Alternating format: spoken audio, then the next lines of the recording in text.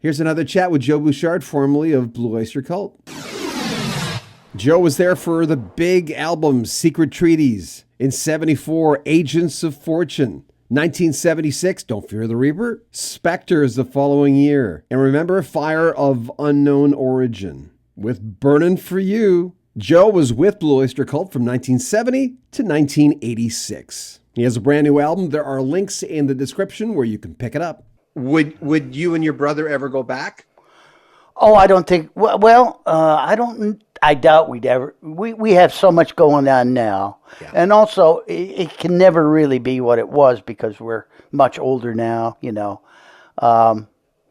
There may be a special event, in the future, but it certainly wouldn't be, a continuous tour like those were. Those endless tours. No, it would be an event if it happens. You don't miss that though, do you? No. I mean, I think it's sometimes it gets a little.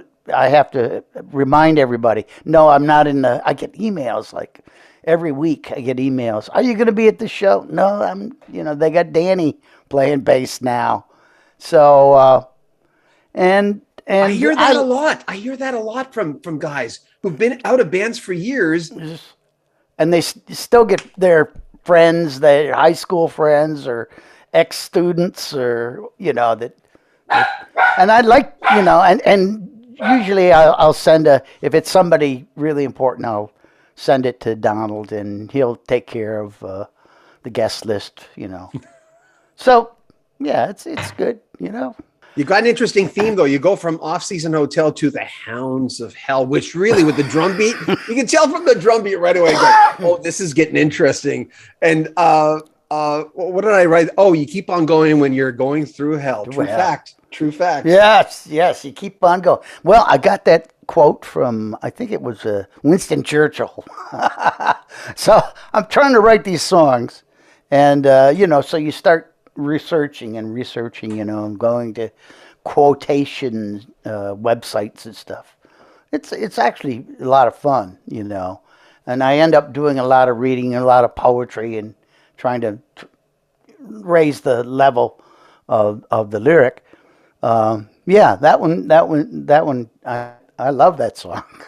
Don't you think that's good for your mind, though? I'm listening to you say this and I'm going, this is similar to, I'm just reading Moby Dick for the first time. Call me Ishmael. I've never read it. And I'm going, what about To Kill a Mockingbird? What about To Catcher in the Rye? I know. But don't you find in your line of work, even though you're doing what you do, this is good for you, good for your mind.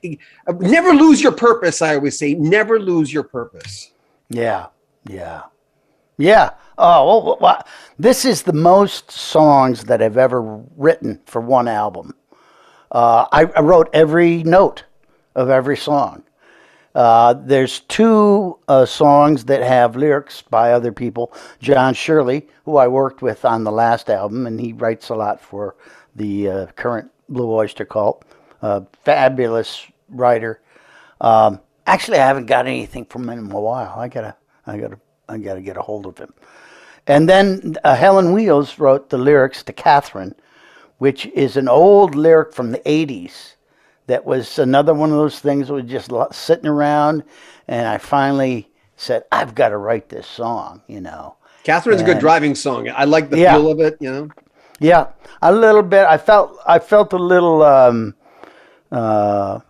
bit of maybe a little Bruce Springsteen vibe to it, maybe a little, Dire Straits, maybe, and so that one was another. That one came out real easy, and that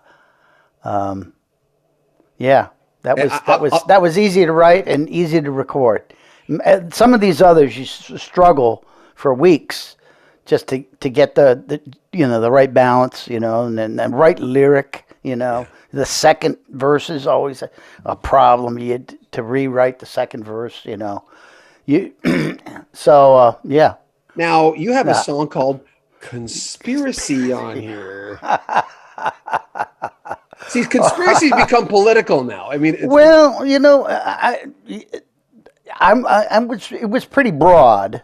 I could have gotten more specific because everywhere you turn is the conspiracy thing, the conspiracy theory of this. I mean, goes to back when I was a little kid. There was the Kennedy conspiracy, you know.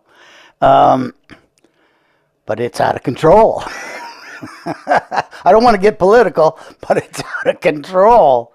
I mean, you know, because we have this ability to, you know, put things up on the internet, and it just spirals. It just spirals. So anyway, yeah, and that's one I had a different set of lyrics for it, but I felt like this reminds me of the feel of a Motown song, you know. So it should bounce along too. It's catchy. So, it's a very catchy tune. Yeah. Hope you enjoyed our conversation with Joe Bouchard. It's the second time we've ever talked to him, and he's always a pleasure to talk to. Links to the new album in the description of this video. Make sure you comment on our video, subscribe to our channel, and share our videos. And the 2 P's of how you can help us out. Patreon. You can join our Patreon and get access to our videos sometimes over a month and a half early, or you can make a donation on PayPal. All the links are in the description.